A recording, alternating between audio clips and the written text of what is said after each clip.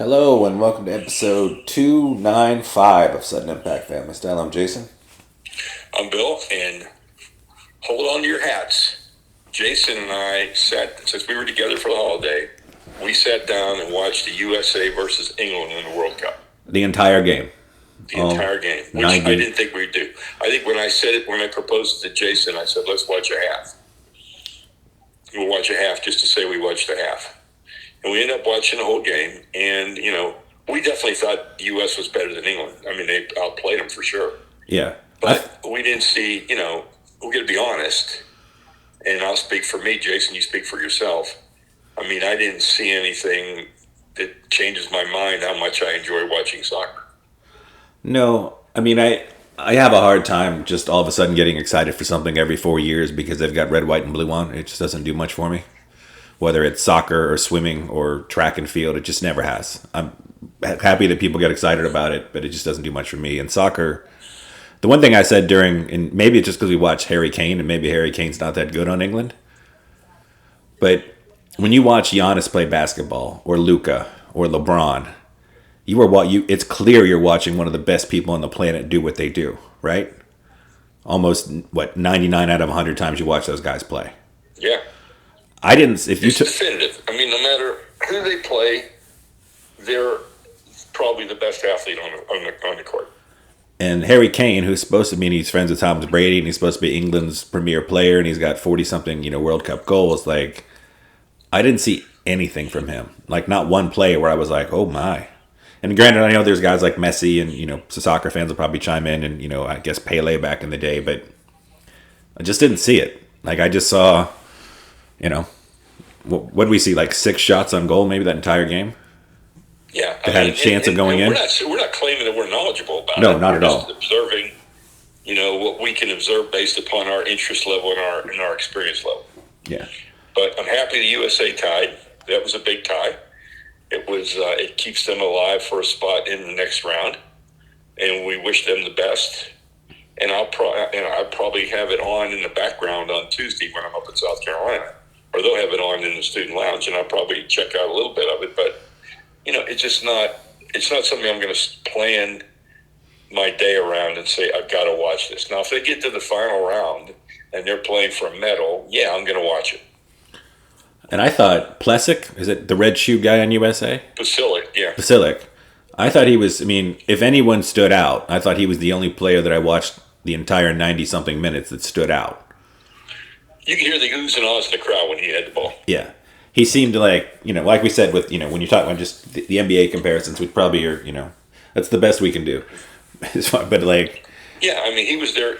He was the USA hope. He's the most recognizable player the USA has.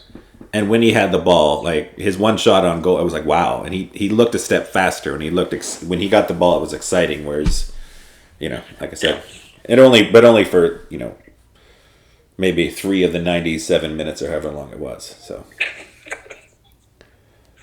All right, so we are contemplating for our 300th show.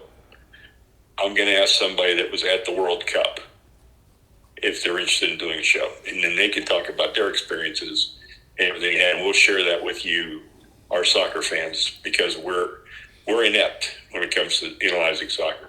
So we'll give you somebody good to be able to do it, to be able to talk about it, because hopefully it'll be a story 5 weeks from now when we do our 300th show. Yes. I will say, having gone to just about every kind of professional sporting event, I do think soccer seems like the most fan interactive with the different cheers and chants and songs for country to country. And that part is really cool. I do give it that. Yeah. Because it seems like there's a singing almost the entire time people are playing, Yeah, they have a lot of traditions and the MLS has picked up on a lot of that because people want. Yeah. People want to replicate that. So, good for them. But the day now let's talk about the meat, Jason. Let's talk about yesterday, college football. Yeah, Michigan. Big day. Well, we have a pretty clear picture right now. I mean, everything can change, but Michigan seemed like they secured their spot in the Final Four, right? I agree. And they're like a solid number 2. Like, they went to Ohio State, and they crushed Ohio State. Yes. And interestingly enough, they crushed them. Ohio State's game plan was to make the quarterback beat them. And he did. And he did. I mean, they were up on the line of scrimmage. They were taking away the run early on, so he hit deep passes. And then when he got them aware of the deep passes, then they started running on him. So, I mean, the second half was just a total butt kicking. It was a whooping. And that was in the horseshoe at Ohio State. Yeah. Where Michigan's now won 2 in a row after being pretty futile for the last 2 or 3 decades. They won two in a row in the rivalry, and it was their first win in the horseshoe since 2000. Yeah. That's pretty big. That's a big win. It was a great game plan, well executed, and they dominated. And I mean, and even without their best player. I know. So I mean, kudos to Michigan. Yeah, Michigan looks like a very well-coached team that doesn't really seem to have any weaknesses. Because the one weakness seemed to be what happens if you take away the run, which is easier said than done. And they proved that, at least yesterday. Yeah, they proved yesterday that you can't. That might not be a good strategy to put your guys one-on-one and man-to-man if you can't get to the quarterback. Yeah. So, big game yesterday. And we talked about this offline. Now they play Purdue in what has to be the most anticlimactic game of the year. Yeah, I think so. I mean, that division of the Big Ten is not good. Even if Michigan would lose to Purdue, they'd still get a big berth in the CFP. And, it could be a trap game. Who knows? I mean, if you're Michigan, you just come off the biggest win of the year, and you're looking forward to the college football playoff. And, oh, by the way, you need to play Purdue for the Big Ten championship. Which seems easy because Purdue is not I don't think anyone's talked about Purdue nationally all year, despite them being the best team in their half of the Big Ten bracket. Yeah. So. Crazy. Then, TCU has played well all year, played the best game they played all year yesterday. Which is where you want to be. They've had a lot of games where they've come from behind in the third and fourth quarter and won a close game. But yesterday they dominated. Yes, they did. So TCU has to play Kansas State, and that was a very good game last time that those two played. So that's not a given that TCU will win that. No, and I think TCU, of the 4 teams, that's probably the one that the committee is least likely to give it a pass on. Like they have to win that game. If they lose, they're out. Yeah. If they win, they're in. If they lose, they're out. Yeah. And you've got Ohio State and Alabama on the doorstep. Alabama's lost 2 games by a combined 4 points after their quarterback was hurt and hadn't been practicing for a while. I would even with 2 losses, I'd probably give them the nod over Ohio State just because that was such a whooping at home. Yeah. And the SEC always gets, a +1 loss or whatever on their side, for in the committee's eyes. I will be relieved if there's not 2 teams from the same conference in the playoff. And I guess we should talk about, Georgia most likely in no matter what. Yeah, no question. And then the 4th team might be another sumo newcomer, right? USC? USC looked amazing, and now they've got to beat Utah, the only team to beat them. Because, Washington won a game they needed to win, and then Utah needed to win, but Oregon stubbed their toe, losing Oregon State in the Civil War. And that was a fun game, and Very Oregon fun. I don't think Oregon State threw a pass in the second half. No. They just ran the ball down their throat, and they couldn't stop them. So that was a fun game to watch as well. But if USC wins, Caleb Williams, probably the Heisman favorite, right, at this point? I think he won the Heisman last night. Even Paul Feinbaum said he thinks he won the Heisman last night. He's very exciting. It was very fun to watch. And seeing USC back in the national title picture is very exciting, I think, in general. It is. And I'll point this out to my readers from my Sutton Impact column in SBJ. I said that the 2 teams that are going to benefit the most from NIL and the transfer portal were USC and UCLA. And they both had the best year they've had in quite a while. Oh, yeah. Which is pretty exciting. And then, maybe the U comes back because Miami should also benefit pretty well eventually. Yeah, the U, who was highly ranked to start the season, ends up with a less than 500 record, lost to Pitt yesterday. Yeah, not great. Not great on their part. Yeah. Not great at all. And they had a lot of NIL money. And Miami's an attractive place. So we'll have to see. Maybe they'll get the horses next year, but they sure didn't have this year. No, they did not. Oh, we're going to point out Clemson getting beat by South Carolina. Yeah. And so South Carolina knocked off Tennessee and Clemson in the last 2 weeks. Pretty amazing. Had the best year they've had in quite a while. Forever. Yeah, I mean, good for South Carolina, and they're definitely knocking Clemson out of any conversation at all. Yeah, because it looked like, I think when we talked about this before you went on the cruise ship, we thought Clemson, with their schedule the rest of the way, was just going to, backdoor their way in. Or everybody else. And everything had happened yesterday. Yeah. It would have been perfect. If they would have won, yeah, they would be big time in the conversation. Because, you have the history of Clemson, the ACC, and if they had just won that and everybody else beat themselves, beat other people, then they were in, and now they are not at all. Yeah. So if those are the 4 teams, and like I said, TCU has to beat Kansas State, and Southern Cal has to beat Utah. And if they do those things, that'll be our 4 teams. And I'm excited about that. I could get into rooting for TCU or Southern Cal because I want some variety. And I think Southern Cal and TCU are both fun to watch, too. Yeah. I think really anybody but Georgia. Just because Georgia just got one, Yeah. They don't need another one. They're full. I mean, I know they're competing against Alabama, so they feel like they have to have, 50 or whatever it is. But, I'd see another fan base get one. And especially, I think, if those are the 4 teams, I think I'd be a USC fan. Try to bring that to the West Coast. Yep. We got to see some Thursday football, and it was pretty decent this year for Thanksgiving. That was good Thursday football.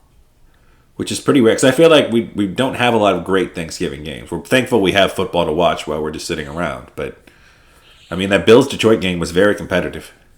It was very competitive, and like I said, I like this Lions coach. I think he picked up a lot of fans through Hard Knocks, as did the team. I think there's a lot of likable stories. I haven't been a fan of Hard Knocks, but this year I really enjoyed it. Yeah. And I enjoyed it because you can always say it was unfiltered, but it was unfiltered this year.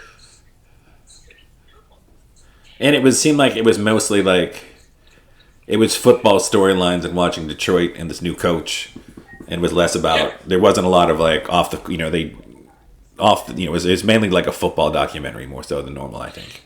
Yeah, it was just really, really well done. And so I liked the Lions. The Lions game was a good game. The Cowboys-Giants game was a good game. For a while, yeah. Yeah. And the Viking game was a good game. That's rare that you get 3 good games. Yeah, and now... And then next year, we're going to get an NFL game on Black Friday next year. I'm all for it for that week, for sure. Yeah. And the Vikings knocked off the Patriots to be at 9-2, which is the second best record in all of football. And I'm not buying them at 9-2. No. I'm kind of not buying Philly at 9-1 either. I'm buying Philly more than I'm buying Minnesota. Yeah. But I'm buying Kansas City. They just get better and better. Yes. And we talked off air, you're a big San Francisco guy too. It's 6-4. And a couple things that stand out to me is that in crunch time in Buffalo, when Sean Diggs is going to get the ball, yeah, he gets the ball. And he does stuff with it. And in Kansas City, Kelsey gets the ball and usually scores. And not a lot you can do. No, and I just don't, I've had him in my fantasy league before. I'm sorry I didn't take him this year. I took Mark Andrews. He's been banged up. But yeah, it's funny because I listened to some fantasy, podcasts at the beginning of the year, and people are always like, "Well, this is, there's got to be an eventual drop off from Kelsey," but much like Tom Brady, this just hasn't been yet. Yeah, he just keeps going. It's been amazing.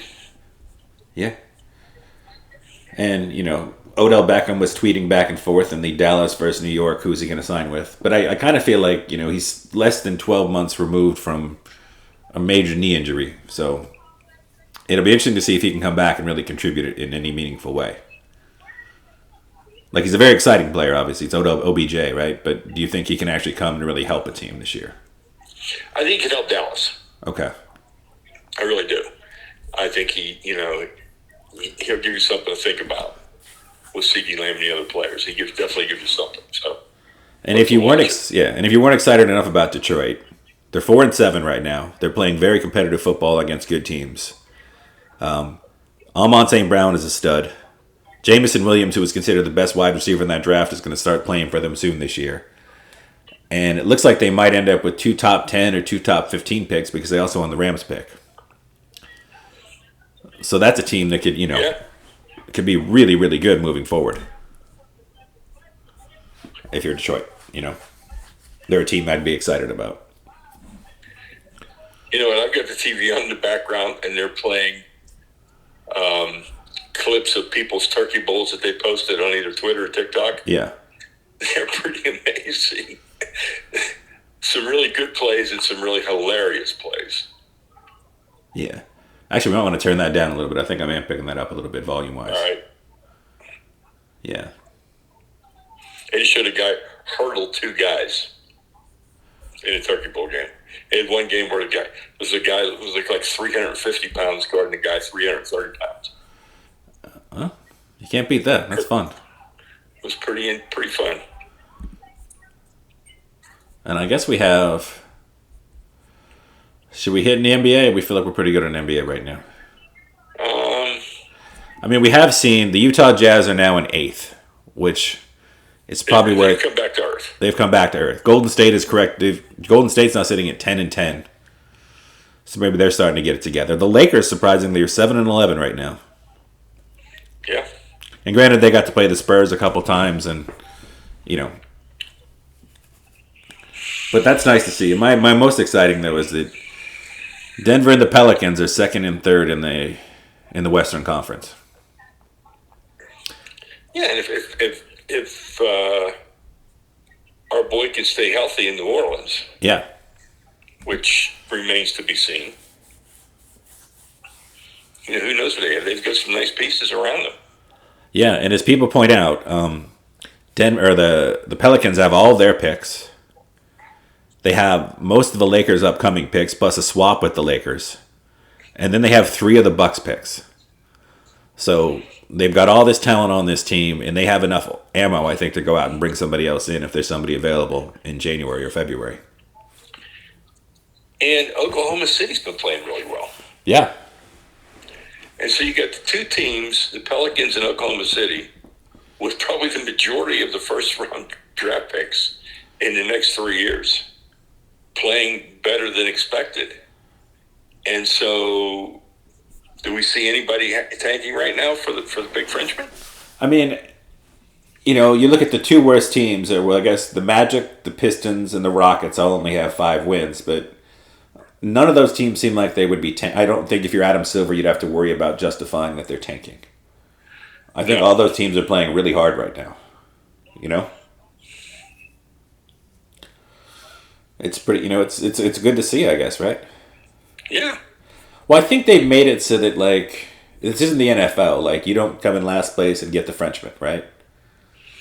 That's true. The best you have is a 14% chance of winning, which you probably wouldn't gamble on if that was your money, right? No, not at all. Not at all. It seems unlikely that if you have the worst record, you usually end up top 4, top 5. You don't usually end up with the first pick necessarily. So the incentive just doesn't seem. They've done a good job of de-incentivizing the full tank. I think, as well as you can do, right? A team that makes the playoffs could end up with the number 1 pick just because they have somebody else's pick. Yeah. Which I would love to see happen, because then maybe all these guys that dump all these first-round picks and hope they're going to win now, maybe they see, and maybe there's a lesson to be learned on this. We'll just check it out. Well, I think interesting. I think if you're not a purple and gold fan, and like I said, the Lakers are 7-11. They're sort of turning it around a tiny bit. They've won 2 in a row. Granted, like I said, they didn't play anybody, but if the Lakers ended up with the first pick, and then the Pelicans got to steal that pick via the pick swap, that would probably be the thing that would make most people happiest, right? I would think so. I know I would love it. Yeah. So I'll put it that way. I would love it because I think that's what I would like to see. Yeah. I was like, of all the scenarios right now, I think that's technically the most fun one. Like, I really don't want to see the Frenchman end up in Houston No. or Charlotte. Like, that just doesn't seem fun to me. I would be okay if he ended up in Charlotte just because that's such a good basketball market, and they've really never had a really good team.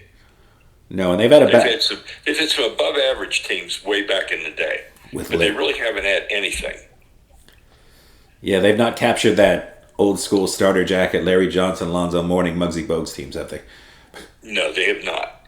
And I would love to see them have a competitive team, and that's such a basketball crazy market. I would love to see them have something. Yeah. I suppose that's true. Yeah. Well, that's probably all the sports we have this week. Do we have any actual entertainment moments that were non-sports? You had me watch that Fletch Confess, which I thought was really well Oh done. yeah, I'd want to shout that out too. Yeah, the John Hamm Fletch Confess or Confess Fletch. Yeah. It's really, for a modern day comedy, it's a lot of fun. It's a lot of fun, and it made me think that, maybe go back and think about the old Fletch movie with Chevy Chase. Yeah. And I would say that John Hamm was significantly an upgrade.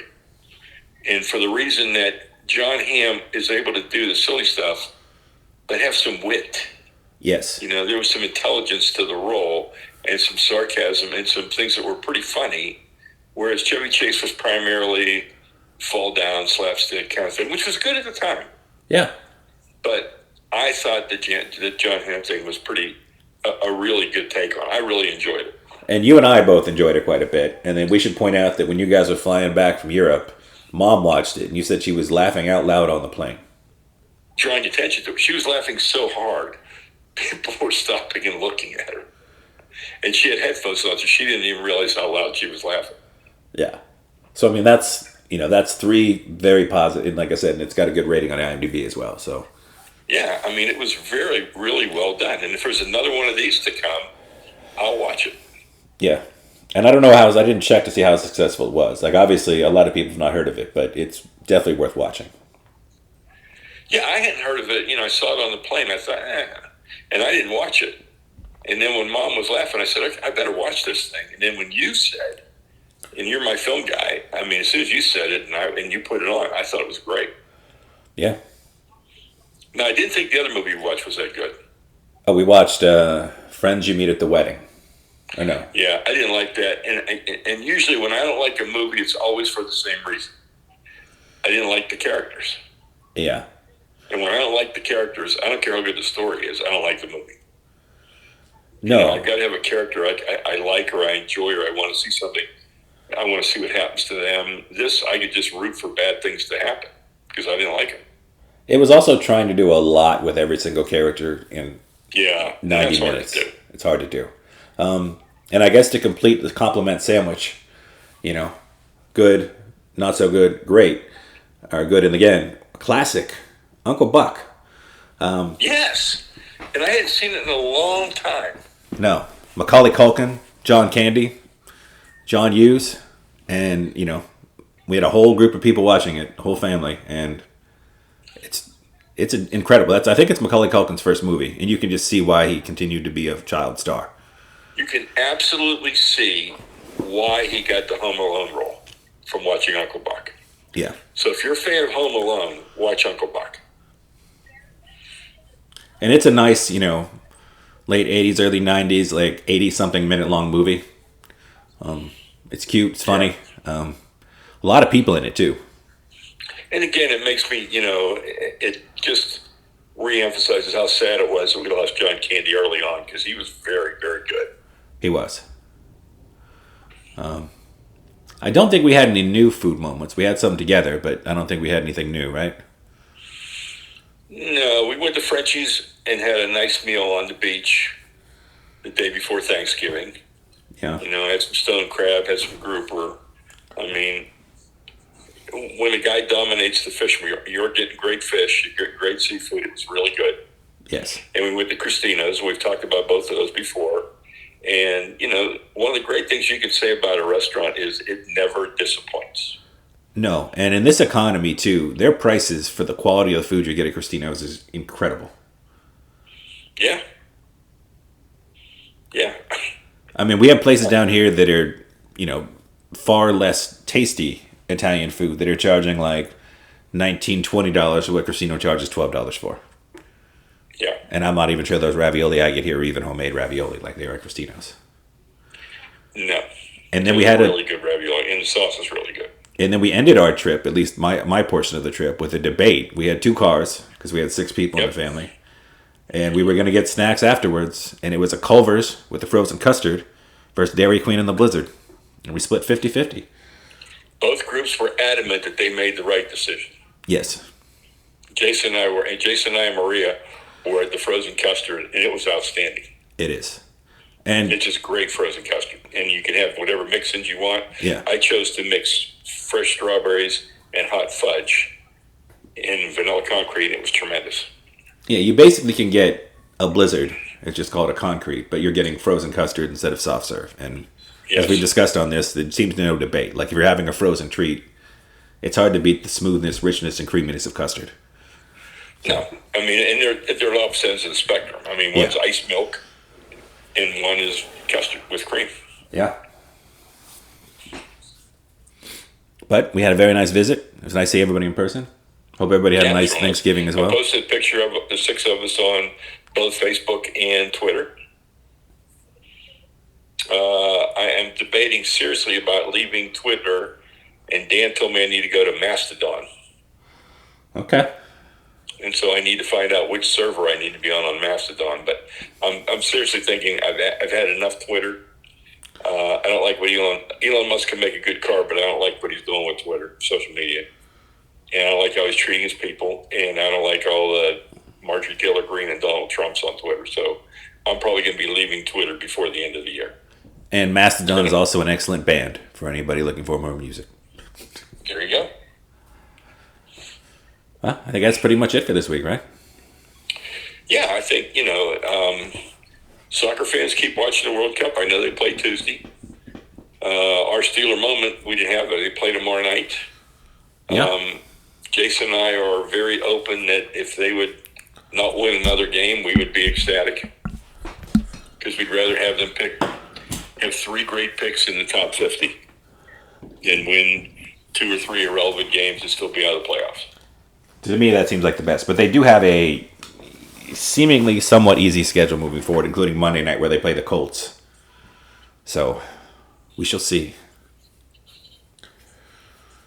We shall see. Yeah, we'll have to see. Yeah. But like I said, I'm not going to be unhappy if they lose. No, it's a good place to be as a fan base all of a sudden. Yeah, I mean, you just got to, I guess Pittsburgh is rebuilding, put it that way, in all their sports. Yes. Well, the Pirates are the continual rebuild, so. Although the Penguins are trying to reload. They're trying. One last run, I guess, with their best players, so we'll see where that goes. It's tough because basically Malkin, Gunsel, and Crosby have all been outstanding this year, and everybody else has been kind of eh. But yeah. Well, hope everybody had a good Thanksgiving like we did. Enjoy your football. Enjoy your NBA. Enjoy your World Cup. Enjoy your NHL. And get ready for the big announcements and watch these couple conference championships and see how they play out. But I would love to see 2 teams that have never been there go to that dance. Yes, indeed.